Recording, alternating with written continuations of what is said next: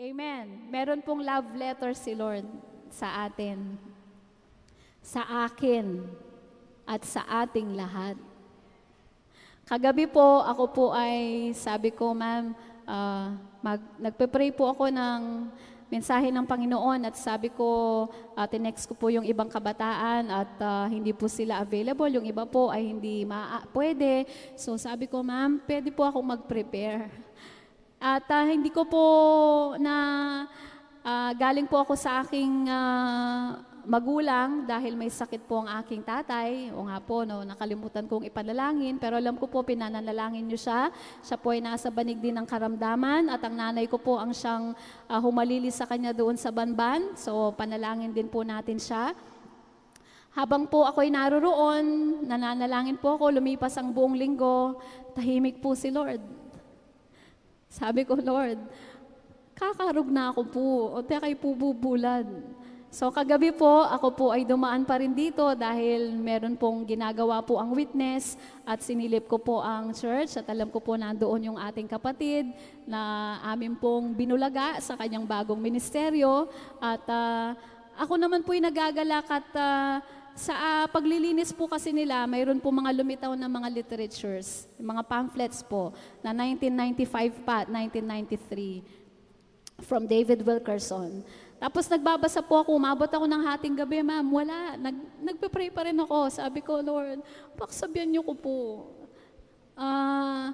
Ano po yun? Kasi ang dami pong books. I'm reading The Image of Christ, tapos nandoon yung Perfecting Holiness, nasa tabi ko, tapos yung pamphlets. Tapos po nagbabasa ako, tapos sabi ko, tahimik yung ginuso. Lord, sabi ko, kahit king dream ko, paksabihan niyo ko po. And then, sige po, ulit-ulit. And then, so what I did, ako po ay tumayo ng madaling araw. So, magmula po kaninang 4:00, ako po'y gising na at ako po'y nananalangin. Patuloy na nananalangin habang nagbabasa. And then, finally, meron po kasing binigay na salita sa akin ng Panginoon nung nakaraan pa na mga buwan. At habang ako po'y nakikinig dun sa Bible, alam niyo po, meron tayong sa YouTube, best na kung ano po pinapanood natin. Nandoon po yung mga gospel na naka-video po, yung buong Gospel of John, buong Gospel of Acts, buong Gospel ni Mark, ni Matthew, ni Luke, nandun po sila. 4 oras, 2 oras, napakasarap po nilang pinapanood. At kahit nakikinig ka, nanonood ka, nangungusap po ang Panginoon. At meron po siyang sinabi kasing isang salita doon na ako po ay nabiyak ang aking puso. At yun po ay kino-confirm ko sa Panginoon kung anong kinalaman nito doon po sa word na yon. Meron po siyang sinabi kasi doon sa Matthew 10, na sinasabi po ng Panginoon, inuutusan niya ang mga alagad at siya po ay kanyang binindisyonan na ng kapangyarihan upang magpalaya ng mga demonyo, magpagaling ng may sakit. Sila po ay humayo sa iba't ibang lugar at sabi niya, pumunta kayo sa Israel at ipangaral ninyo ang aking salita.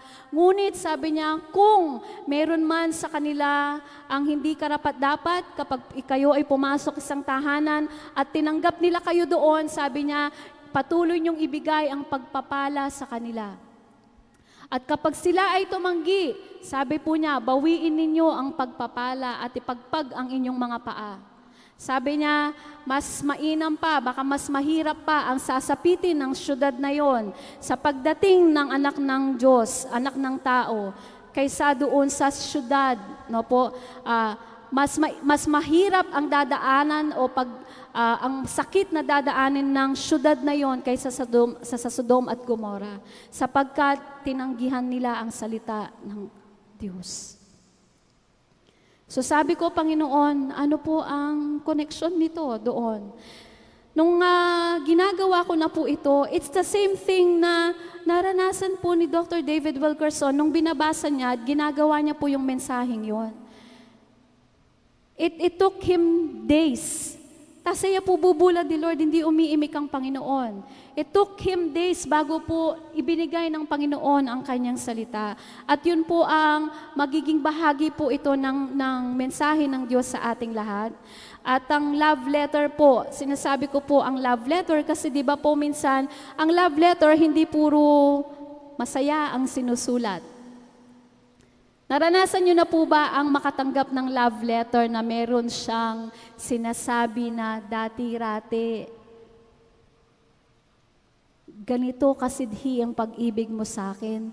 Dati-dati hindi ka mapalagay pag di kita tinawagan. Dati-dati hindi ka makatulog hanggang hindi mo sinasabi sa akin na, I love you, ma. I love you, pa. Hindi po niya masabi, may love letter siya ngayon. At ito po ay love letter ng Panginoon. Alam niyo po, katulad ng sinabi ni Pastora Vicky, hindi po madali ang mangaral dito. Lunes pa lang po, pagbukas ng Bukang Liwayway, unang araw ng linggo, ako ay nasa apoy na. At ako po'y nanghihina at ako po'y nasasaktan. Sabi ko sa Panginoon, Lord, ako yata mangaral.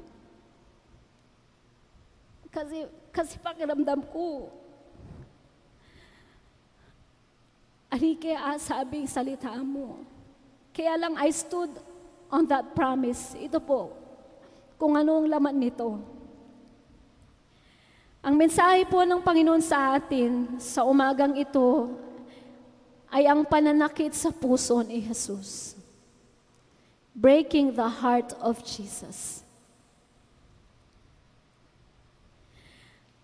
Meron po siyang in-illustrate doon na nasasabi ko sa sarili ko ngayon. Naranasan niyo na po ba yung nababatbat ka sa mga pagsubok? Nanghihina ka dahil nakikita mo sa sarili mo na hirap ka. Nagsusumikap ka pero walang tigil yung mga pana. No po? At ikaw ay nababatbat ng kung ano-anong klaseng problema. Minsan nasasabi mo, Panginoon, magkasakit ko po. Ang hirap po. At minsan hindi ko po nasasabi sa inyo na perpekto po ang buhay ko. Ako po ay nagkakamali. Actually, ito pong buong linggong ito, I burst into anger. Nagalit po ako. Hindi ko mapigilan ang sarili ko dahil merong isang concern sa buhay ko at sa pamilya ko na hindi ko mabata. So, pumutok ako, sumabog ako. Pero sa sarili ko, sa puso ko nung oras na yon, ako ay, alam niyo po yan yung conviction na meron sa puso mo na sinasabi niya, halika, magpreno ka, sagli.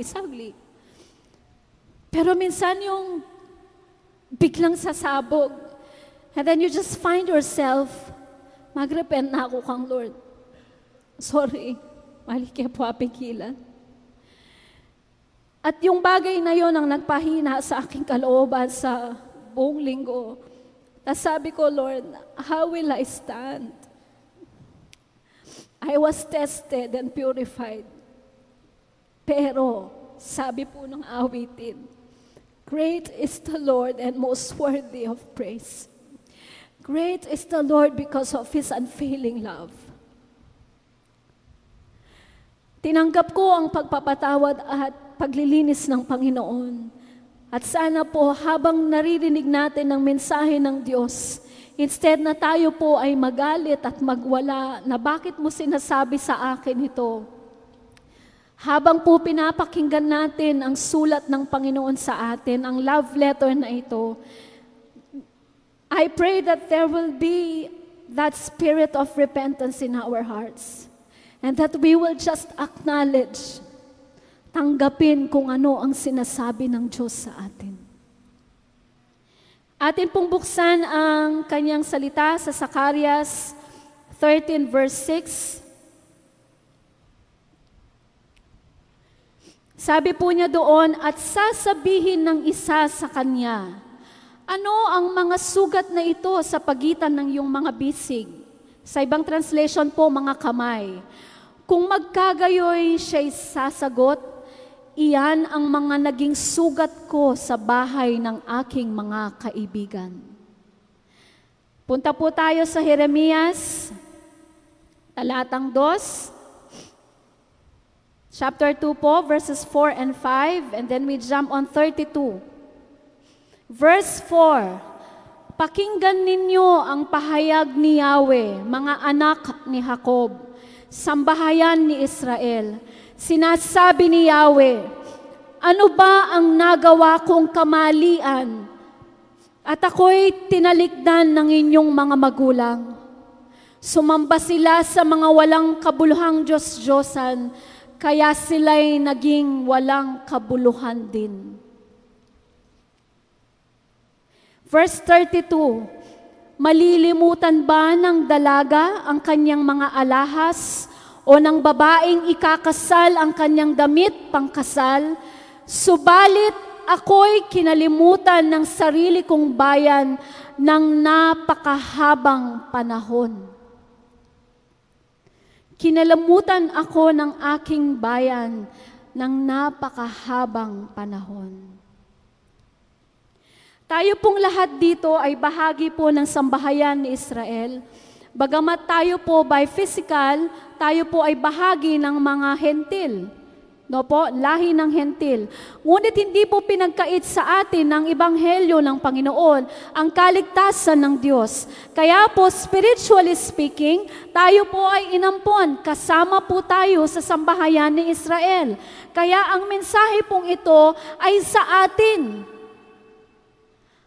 Ang sambahayan ni Jacob, pakinggan mo ako. Ano ba ang naging kasalanan ko sa iyo at kinalimutan mo ako ng mahabang panahon? Alam po natin na bahagi po tayo ng babaeng ikakasal at tayo po ay inihahanda ng Diyos. Mayroon pong isang pastor na siya ay nabatbat ng iba't ibang klaseng suliranin sa buhay. Siya po ay nahirapan sa isang ministeryo at ang kanyang ginawa, silang mag-asawa na sila po'y tapat sa gawain ng Diyos. Araw-araw ang kanilang buhay ay binubuhos nila sa gawain ng Panginoon. Ngunit dumating siya sa isang punto na hindi niya nakayanan ang mga pagsubok. Ang ginawa po niya, imbis na siya ay tumakbo sa Diyos, siya ay tumakbo sa alak. Sa mga bar houses. Doon po niya ibinuhos ang kanyang sama ng loob. Ang kanyang galit. Umuuwi na lang siya ng madaling araw. No po? At dadatnan niya ang kanyang asawa na siya ay nalulungkot at umiiyak sapagkat wala siyang magawa sa nangyari sa kanyang asawa. Sabi po niya, dumating siya sa punto na nasabi niya sa sarili niya, wala nang pag-asa. Ganito na lamang ako at hindi na ako babalik sa dati. Ang sakit po nun, ano po?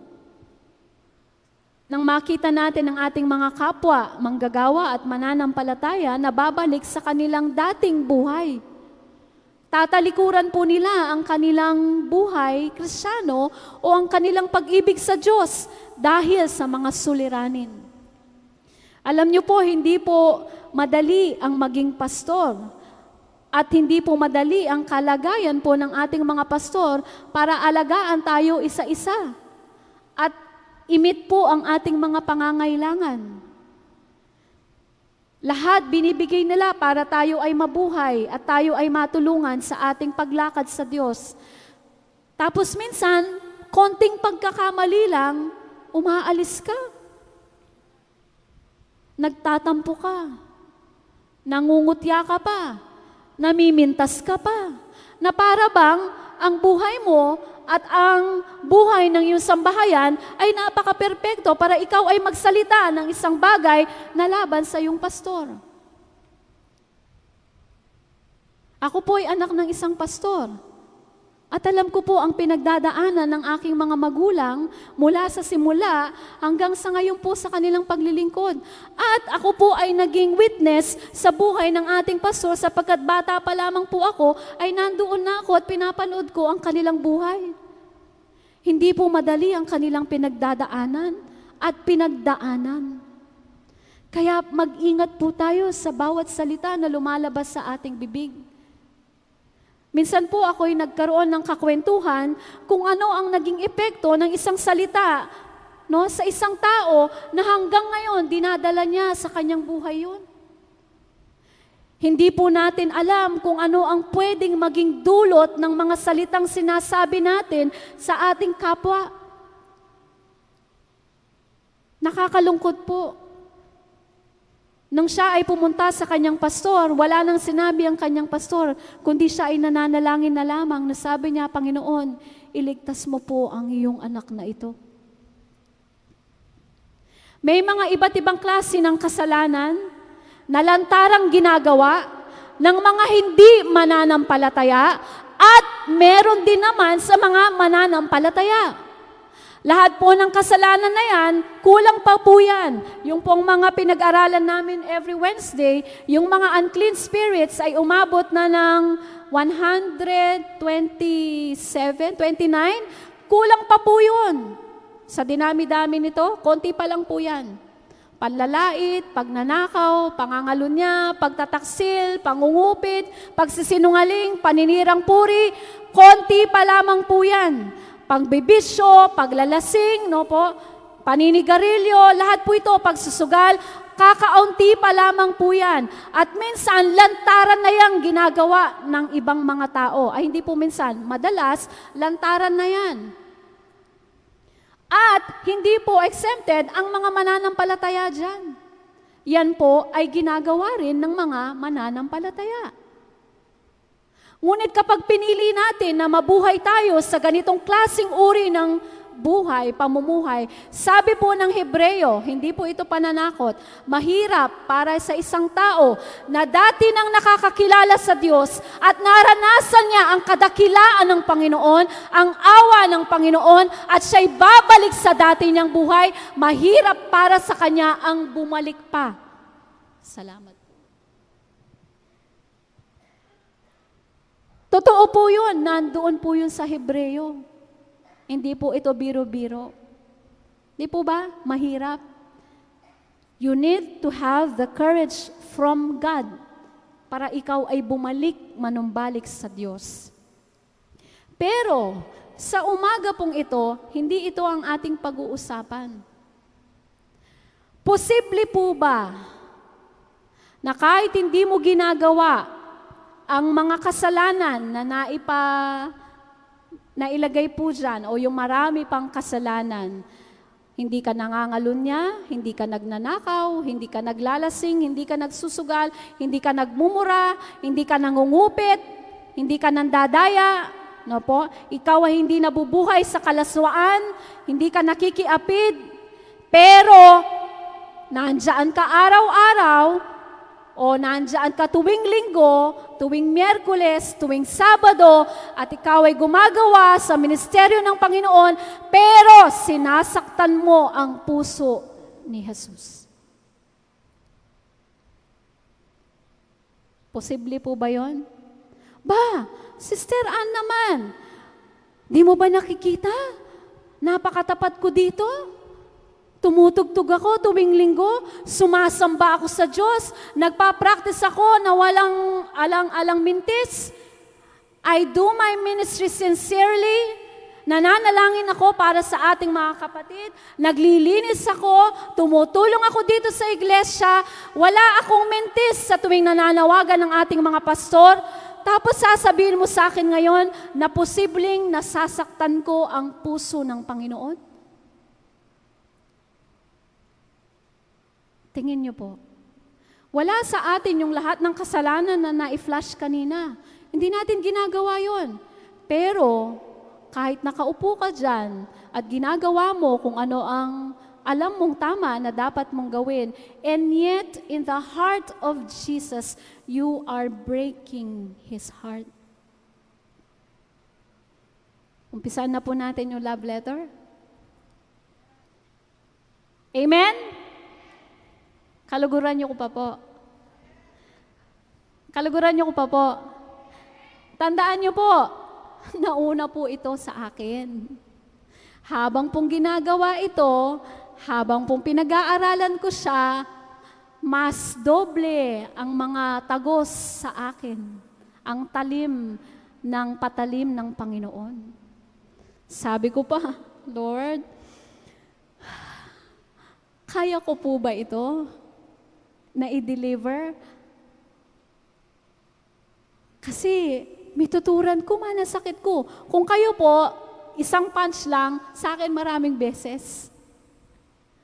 At mas mainam na po na masaktan ako at nasasabi kong manasakit ko kasi po ina-acknowledge natin na totoo siyang nangyayari sa atin. Kaysa sa nagmamaang-maangan tayo at tayo po ay nagkukunwari na walang nangyayaring ganito sa atin at datatnan tayo ng Diyos na matigas na ang ating puso. Amen? Amen. First sin, it is possible to break the heart of Jesus dahil sa sin of neglect. Ano po yun? The sin of neglect. Ano po yun sa Tagalog? Kapabayaan. Pagpapabaya. Paano mo nasasabi, Sister Ann, bakit ako nagpapabaya? Nakikita mo naman ang ginagawa ko dito. Tumutulong ako sa iglesia. Wala nga akong pinalalampas sa lahat ng mga gawain natin eh. Wala akong namimintis, walang mintis. Kahit anong paggawa sa akin ng ating mga pastor o ng ating mga associates, ginagawa ko. I am speaking to myself. Ginagawa ko ang lahat ng ito. Paano mo nasasabi na ngayon ako'y nagkakasala dahil sa pagpapabaya na ito? Nakakita na po ba kayo ng isang babaeng ikakasal at kanyang inanyayahan ng kanyang magiging kabiyak sa kanyang tahanan? Sabi niya, punta ka sa amin, dumalaw ka at ikay ay aking pagsisilbihan. O syempre po, natuwa naman itong lalaking ikakasal dahil sabi niya, ay pagluluto niya ako, wala pa man, pagluluto na niya ako.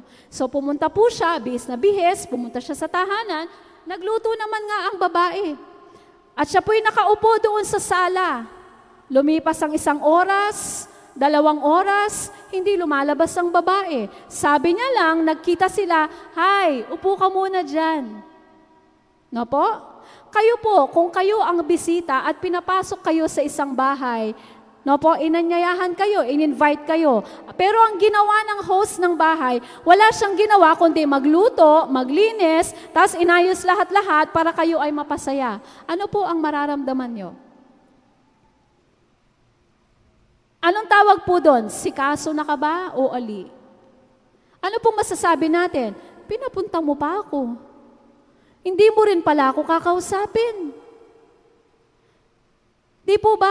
Pwede po ba na sinasabi ng isang babaeng ikakasal sa kanyang magiging asawa, alam mo ba, mahal na mahal kita. Ako'y sabik na makita ka, mahal na mahal kita. Pero nung nandun na yung lalaki, hindi niya kinakausap. Hindi niya pansin. Pinagdala kita ng tsokolate, oh. Ay, oh, sige, lagay mo dyan. Tapos balik sa dati. Or, bisita ka niya, naranasan niyo na po ba yung may kausap kayo? Sabi niya, uy, mag-usap tayo. Oh. May kausap ka, o sige, magkausap po kayo, magkaibigan kayo. May gusto kang i-pour out sana. Pero wala siyang ginawa kundi text. Sige, magsalita ka mo. Magsalita ka lang, nakikinig ako. What do you feel? Ano pong nararamdaman niyo nun? Kapag meron kang, lalo na pag may heartache, di ba? Pag may concern ka, tas gusto mong sabihin sa asawa mo, tas pinandit. Gusto mong magsalita. Hindi ka niya pansin kung ano-anong ginagawa niya. Yun po ba ay pagmamahal? Hindi po yata ako nagpaalam. Minsan po, there was a time sa aming mag-asawa. Siyempre po wala po akong pwedeng i-share kung di buhay ko po, no? Pangit po kung buhay niyo po yung i-share ko. Siyempre po, sabi niya sa akin, may hidwaan po, may tampuhan. Hindi niya po masabi. Sa text niya sinabi, ako kinakausap. Nagsabi po siya, pasantabi po kaya kayo ni Mr. Bagawisan. Siya po ay nagsabi, dahil siyempre po ako po ay nagtatrabaho, no po, at marami po akong mga kaibigan na mga kapwa guro, Nakikita niya po yun na ako'y nalilibang, nakikipagkwentuhan, nagsasabi ng mga problema, no? We discuss things about work, paano po namin mapapabuti yan, anong gagawin namin, at hindi ko namalayan yon na yung oras kong yon para sa kanya, para ako naman ay magkwento sa kanya, nawala siya. So para po sa kanya, ang pagmamahal na yon, kahit anong pang sabihin ko na mahal ko siya, pero kung hindi ko ginagawa yon, ibig sabihin, hindi secured yung pag-ibig na yon. So ang Panginoon din po, kahit sabihin natin na mahal natin siya, ano po ba ang pinagdadamdam sa atin ng Panginoon? Palagay niyo po, ano po yung sin of neglect na ito? Pagpapabaya. Sige po, gulisak yan po. Hindi ka na nananalangin. You do not seek the Lord anymore. Hindi ka na nagbabasa ng Biblia. Kahit pa sabihin niyo po, no, Sister Joanne, next slide, kahit sabihin po natin, no po, na tayo po ay nagmiministeryo, kahit sabihin po natin na tayo po ay naglilingkod sa Diyos, kahit po sabihin natin na siya'y iniisip natin maghapon, lahat ng aking ginagawa ay para sa Kanya. I am serving the Lord, Sister Ann. Lahat ng ginagawa ko, I'm giving my best for the Lord. Mabuti ang aking ginagawa maghapon. Ang buhay ko'y umiikot sa paglilingkod sa Diyos. Ngunit ang tanong, katulad po ng illustration, kinakausap po ba natin ang Panginoon? Dito po pumasok yon. Nung nababasa ko na ito, sabi po ni Lord kay Dr. David Wilkerson, nung ginagawa niya po ito, yung mensahe na ito, nung magpahiwatig ang Panginoon, sabi niya po sa akin, you know David, sabi po niya, and the same thing. Sabi ko, wapin po Lord. Kasi may tendency po ang isang mangangaral, pag siya ay naatasan, mga libro. Siyempre po, no, maraming mga mensahe. Meron po tayo kay Dr. Thompson sa audio. Visual niya dun sa kanyang link. Meron pong mga books. Sabi po ni Lord sa kanya, you know what, David? Kung binigay ko sa iyo ang mensaheng yan kanina pa o 3 days ago, ng 1 oras lang, ano ang gagawin mo? Pupunta ka na sa iyong mga libro. Hindi mo man ako kakausapin. Tas mangalkal na ka mangalkal.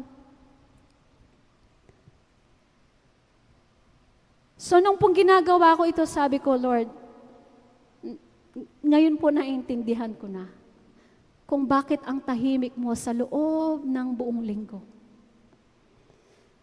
I was occupied kung ano ang nangyari sa akin at paulit-ulit akong humingi ng tawad at lumalaban sa aking loob para ako po ay makatayo. May moments po na, Lord, pakasabihan niyo ko po. Pero what the Lord wants from us is intimacy. Alam niyo po anong intimacy? Pag yun po ay nawala sa mag-asawa, asahan niyo po may lumalabo. At kapag yan ay napabayaan, ang relasyon po ay manlalamig. At kapag ang relasyon ay nanlamig, asahan po ninyo, may paghihiwalay. Why? Because we will start to see, no po? Kapag ganun na ang relasyon natin, magsisimula na tayong makita ang kapintasan ng bawat isa. Kasi wala na yung love covers all evil. But if you are intimate with each other, kapag ikaw ay malapit na malapit ang puso mo sa Panginoon, kahit anong nangyayari sa buhay mo, nakikita mo pa rin ang kagandahan ng Panginoon. Sa mag-asawa po, kapag siya ay nag-express ng kanyang hinaing sa'yo o hinanakit sa'yo, huwag sana nating pagdamdam at kunin ito na negatibo, kundi kunin natin siya ng isang magandang bagay, salamat at sinasabi mo sa akin ang aking pagkukulang. Pero kapag malamig ang puso mo at wala na ang intimacy na yan, ang reaction mo ay, bakit?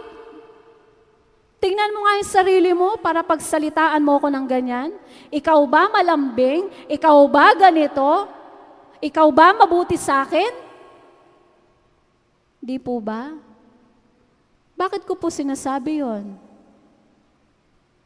Kasi posible po talaga siya.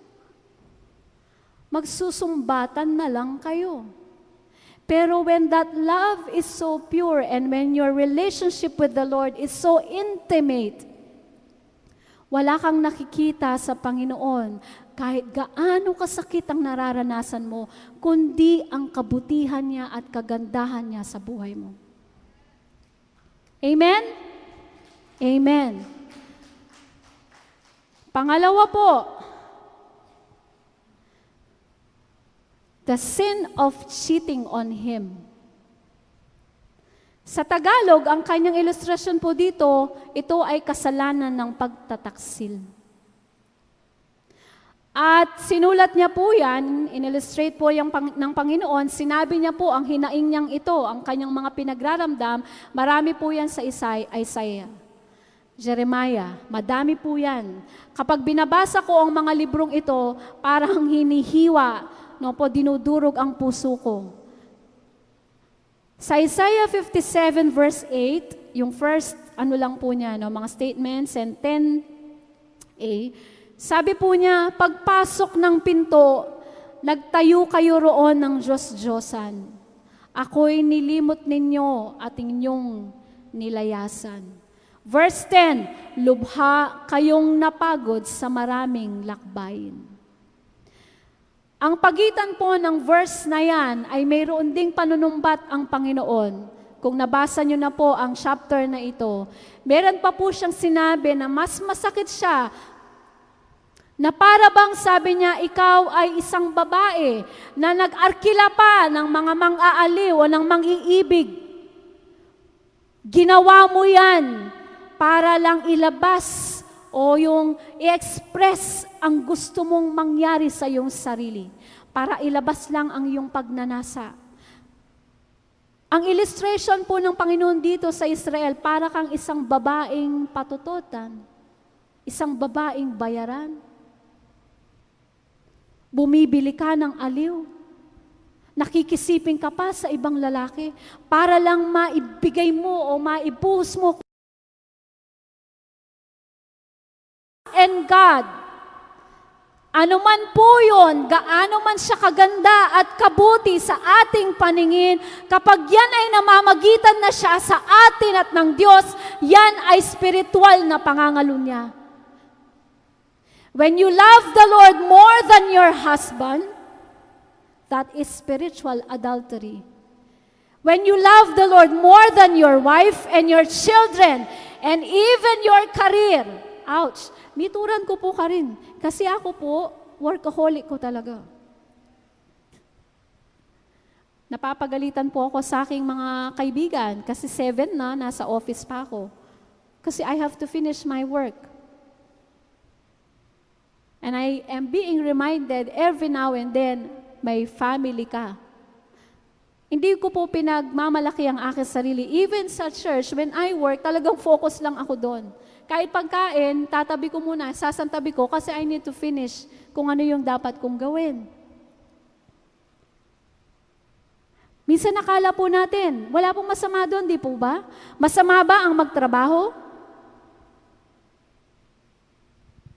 Masama po ba ang magtrabaho? Masama po ba ang mag-earn ng income para sa family? Hindi po.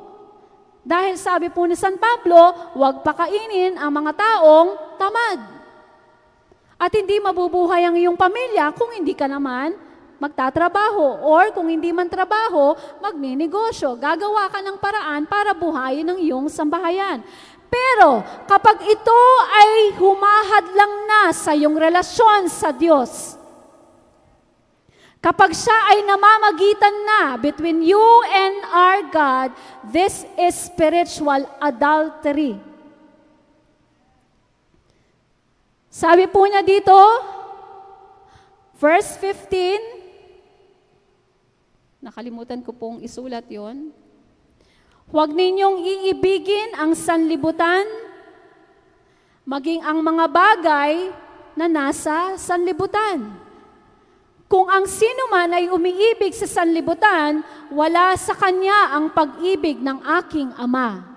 Verse 16, ito ay sapagkat ang lahat ng nasa sanlibutan, ang masasamang pagnanasa ng laman, ang masasamang pagnanasa ng mga mata, at ang kapalaluan sa buhay, ang mga ito ay hindi mula sa Ama, kundi sa sanlibutan.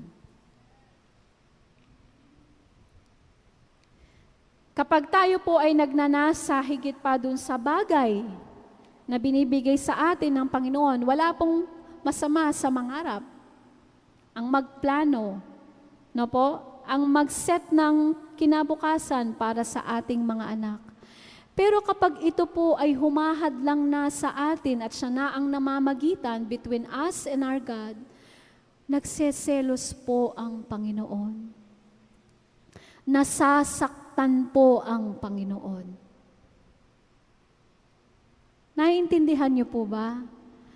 Wala pong masama na mahalin natin ang ating mga asawa, ang ating mga anak, ngunit kapag ito na ang sentro ng lahat-lahat sa atin at nawawala na, no po, ang panahon natin sa Diyos, tayo po ay nagkakasala. At sabi po ni Dr. David Wilkerson doon sa isang statement na sinulat niya, next po, ayan, basahin nga po natin. Siya na nagwawalang bahala sa Panginoong Jesus ay magtataksil din sa Kanya balang araw. Naintindihan niyo po yung sinabi niya? Kapag ikaw ay pinagwawalang bahala mo na ang lahat ng bagay patungkol sa Panginoon, ang pananalangin, ang pagbabasa ng salita ng Panginoon, ang pagdadalo ng gawain ng Diyos, lalo na po ngayon na uso na ang mga television, internet, you can always watch. Pwede naman ako, total, naka-YouTube eh. Salamat sa ministry ni Brother Eric. Okay na po yun. Kahit di po ako magatin, okay na yan. Ano po ang sinabi ng Biblia? Huwag mong i-forsake ang pagsasama-sama ng mga binanal ng Diyos. Do not forsake the fellowship of the saints. Amen po ba? Hindi po ako nagpaparinig, no po? Hindi po ako nagmumulpito.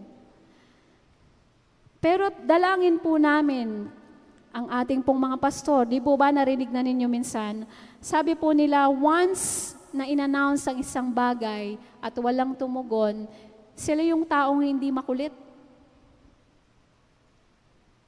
Kung magre-respond ka, salamat sa Diyos. Kung hindi ka tutugon, idadalangin kita sa Diyos. Sa akin po yun. Alam niyo po, kapag hindi po tayo nagsanay at patuloy po nating pinagwawalang bahala kung ano ang panawagan ng Panginoon, ano man po yung mga gawain na mayroon tayo, kung hindi po kayo mahilig sa mga ganon, kahit yung suporta lang po o yung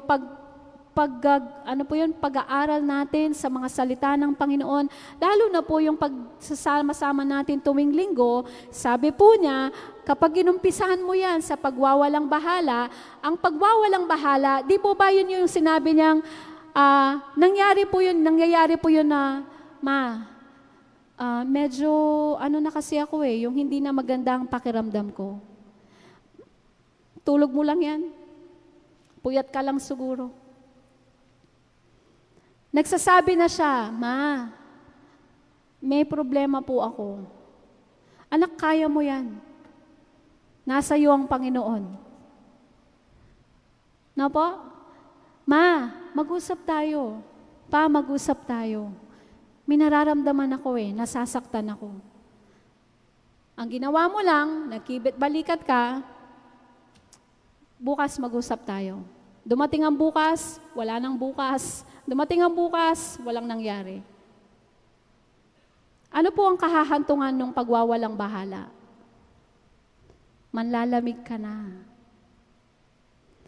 At hindi mo namamalayan, nagtataksil ka na. Sa atin pong buhay araw-araw, ano man yon, whether you are a dedicated mother na gumagawa ng lahat ng gawaing bahay, a dedicated wife, ginagawa mo lahat para maglingkod ka sa asawa mo, no po? Lahat ng bagay na yan, wala pong masama. But, hindi po siya dapat namamagitan sa atin at ang Panginoon. Hindi niya po dapat sinasapawan ang pag-ibig natin, ang oras natin para sa Diyos. Hindi niya dapat sinasapawan ang oras natin at ang pag-ibig natin sa Diyos. Amen po? Amen po. Masarap po ba yung love letter na to? Amen. Hallelujah.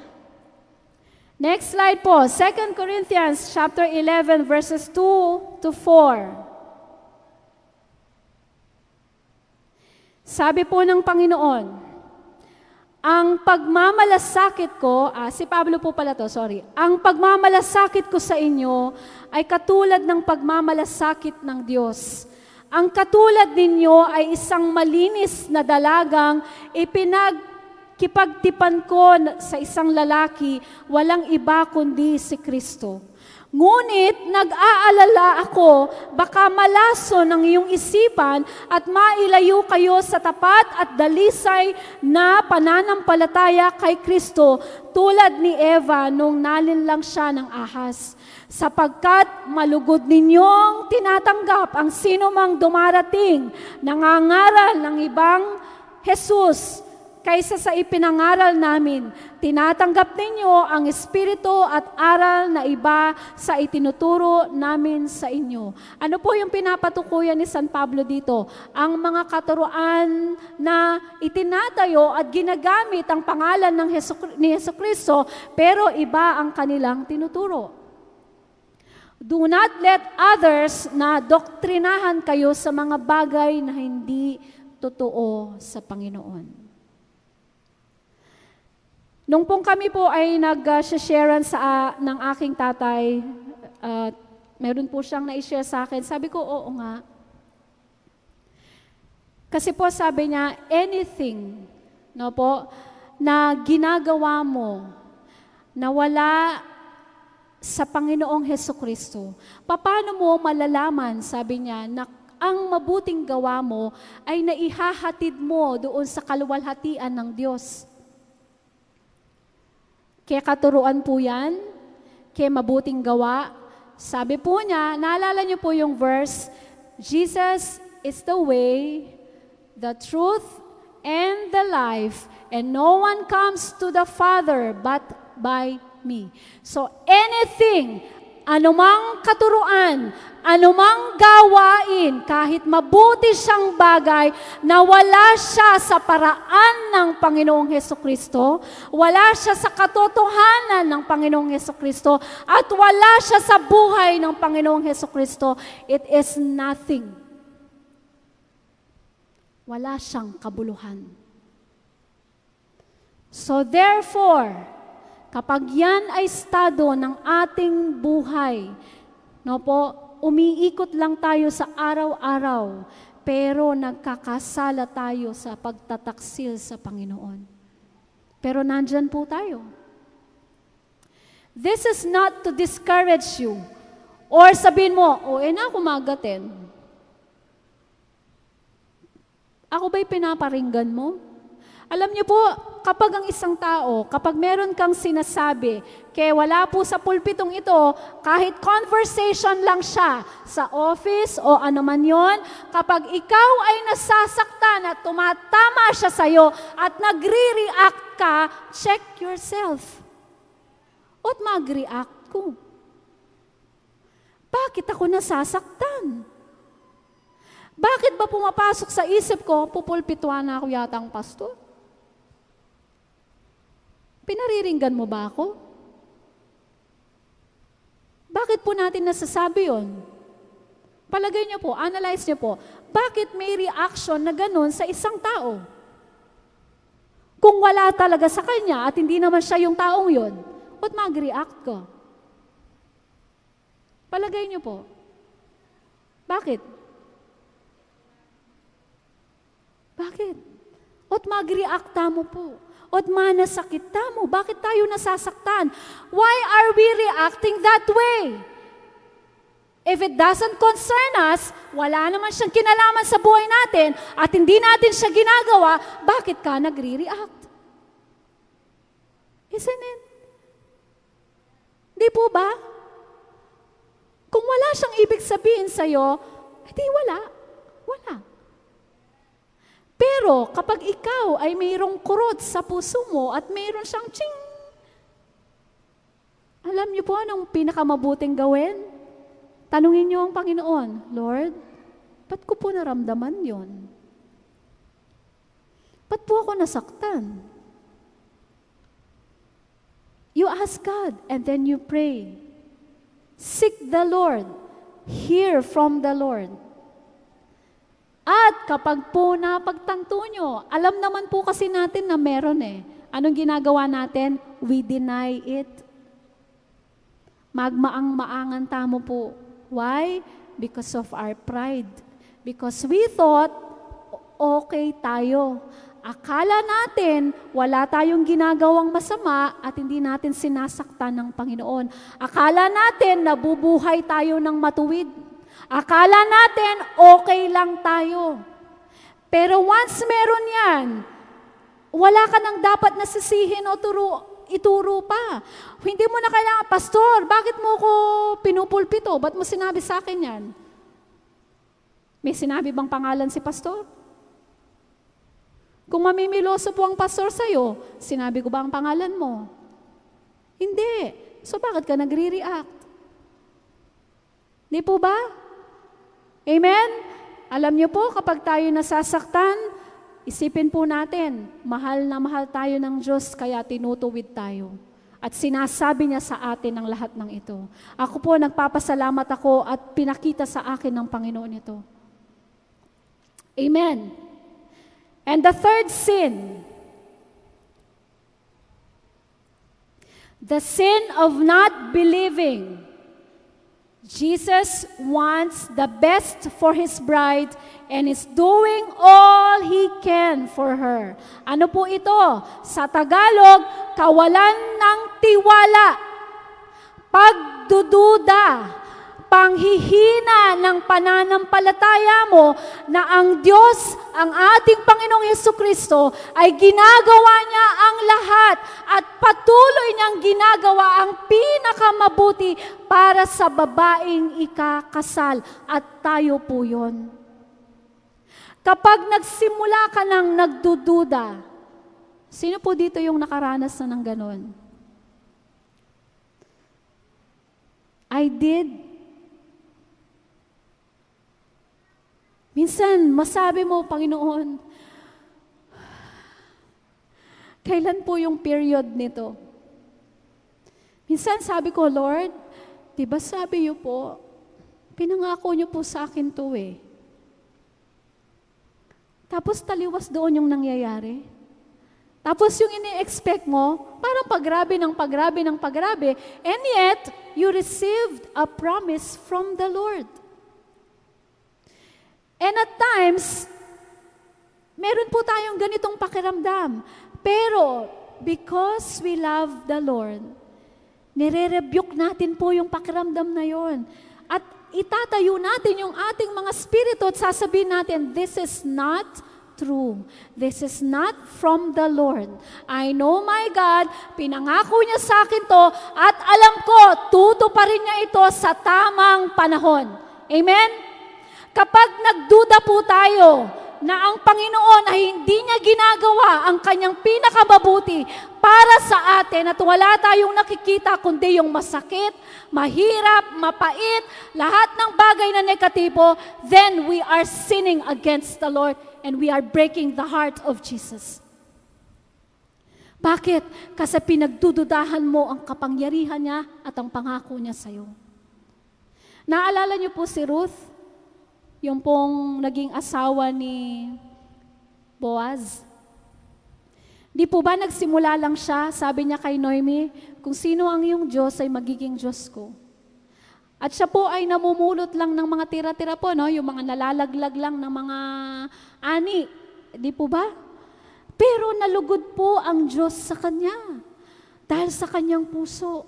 Ang pagmamahal niya sa kanyang biyenan. Nakita po ng Panginoon ang kanyang puso. Anong ginawa po ng Diyos sa kanya? Pinabayaan niya po ba si Ruth? Nung pinili niya na sumama sa bayan ng kanyang biyenan? Pinabayaan po ba ng Diyos si Ruth? Hindi. Ano pong ginawa niya? Ano pong naging reward niya? Pinagpala siya ng Panginoon. Siya ay naging asawa ng isang mataas na tao sa kanilang bayan. Kung ang Diyos po, kaya niyang gawin yon kay Ruth, ano po ang hindi kayang gawin ng Diyos sa'yo? Nakalugmok ka ba ngayon? Nanghihina ka ba? Ang finances mo, katuldok na lang? Ang kalakasan mo ay katuldok na lang? Ang sitwasyon mo ay sinasabi mong napakahirap? Minsan magdrama ka pa, pasan ko ang daigdig. Tayo kayo po yung Lord. Pinasan na po ng Panginoon yon. Ano pong gagawin natin? Cooperate with the Lord. Obey the Lord. Love the Lord. Hindi niya po papapasan sa atin ang mundo. Siya po yun. Amen? At kasama sa mundong yon, habang pinapasan niya, nandun ka rin. Lahat ng kabigatan mo, nandoon. Pero malugod na pinapasan ng Panginoon lahat ng ito. Amen? Amen. Nandito po ba tayo sa kalagayan na ito? Nagdududa ka? Nasasaktan ka? Nanghihina ang pananampalataya mo? Nanghihina ang iyong spirito? Rise up! Amen? Magbangon ka! Ayusin mo ang sarili mo. Ang importante, nagpapaganda ka, nagpapakalinis ka, sapagkat alam mo, ikaw ang babaeng ikakasal ng Diyos. Kahit sinabi niya pa sa iyo, darating ako. Di po ba pag sinabi sa inyo ng kasintahan nyo? Di po ba, mane? Naranasan nyo po yun? Alam mo, darating yung kasintahan, kahit 1 oras, 2 oras, 3 oras ang lumipas, ano ang ginagawa mo? Nagpapaganda ka. Dahil ayaw mong abutan ka niya na may muta ka sa mukha, di po ba? Nasabi-sabi yung lipstick mo, hindi ka maganda, hindi ka nakangiti. You always want to be beautiful in the eyes of your groom. Bakit yun naisip natin? Bakit nakakaligtaan natin ang pagpapaganda at pagpapalinis bilang isang babaeng ikakasal? Bakit? Because of the sin of unbelief.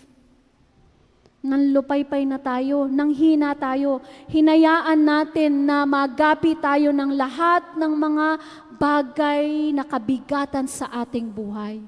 Sa mga anak natin, sa asawa natin, problema nating pera, problema sa bahay, problema sa pamilya, problema sa karamdaman, problema sa lahat-lahat, problema po yun ng Panginoon. Ang problema mo ay problema rin ng Panginoon. Kapag ikaw ay nasasaktan, nasasaktan din ng Panginoon. Amen? Sabi ko nga po, yung sa dalangin na yon, kahit sindami tayo ng buhangin sa dagat, walang nakakalampas sa mata ng Panginoon at sa Kanyang pandinig sapagkat mahalaga tayo sa Kanya. At sa akin pong pagtatapos, sa Efeso 5:27, bagamat ang chapter pong ito ay patungkol sa asawa, sa lalaking asawa at sa kanyang minamahal, sabi po niya sa verse 27, ginawa niya ito upang ang iglesia ay maiharap niya sa kanyang sarili bilang isang maluwalhating iglesia na walang dungis, ni kulubot man, upang ito ay maging banal at walang kapintasan. At sa awit na Solomon 7 verse 10, tayo pong lahat ay tumayo.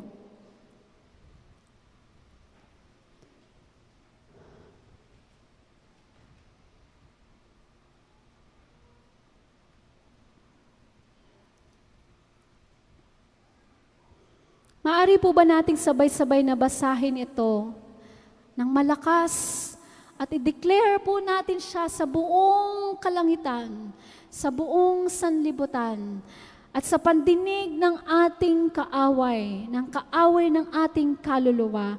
Sabihin po natin siya ng sabay-sabay. Awit ni Solomon 7 verse 10, ako'y sa aking sinisinta at ang kanyang nasa ay sa akin. Ulitin po natin siya. Ako'y sa aking sinisinta at ang kanyang nasa ay nasa akin.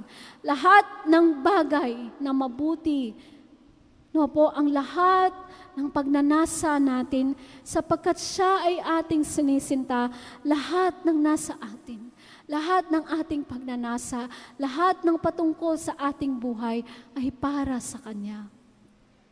Amen? Amen. Tayo pong lahat ay manalangin.